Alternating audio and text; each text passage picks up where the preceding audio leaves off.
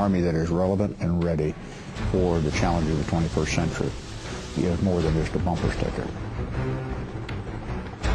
The modular brigade combat team that we are building will have the ability to act in a joint context. It'll be extraordinarily deployable, agile, and lethal.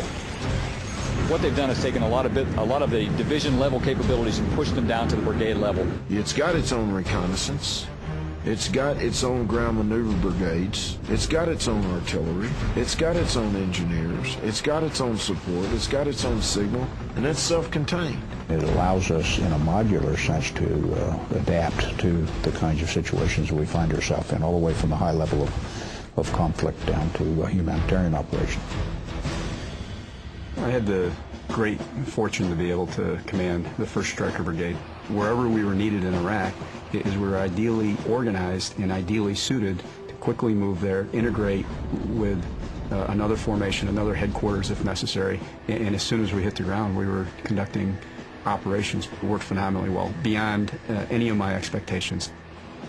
There's never an issue with unity of command, which has greatly simplified, I think, relationships on the battlefield. We know who all the leadership is. They know who their teams are. They can hit the ground running as opposed to trying to play catch-up in theater. Just imagine how an NFL football team is, where they keep trading linemen and linebackers and receivers. They never build the cohesive team they need to go into the game. Well, we build that cohesive team now, and we keep that team through a 3-year period. Commanders will command for 3 years. The non-commissioned officers will be there for 3 years, and the soldiers will be there for 3 years. It makes a lot of sense to bring soldiers in and keep them in the same formation where they train with the same leaders and deploy as a team. Not just working as part of a plan, we're working for each other. You know that they're going to cover your back and you can cover theirs, and everybody knows when everything needs to happen. We were a little bit over 200% of our re-enlistment requirements because the soldiers love the brigade, they love the idea, and they also were very excited about being able to stay in one place. You can lay down roots, buy a house, they can go to the same school for consecutive years. That's a big deal. We are the best Army in the world, without a question. We just want to be a better Army. The future combat system is something that we are going to grow over time as we move through this modular force strategy into the future. We want to take advantage of those technologies sooner than later, and so we are spiraling them in to the current force. We're on a continual path of transformation.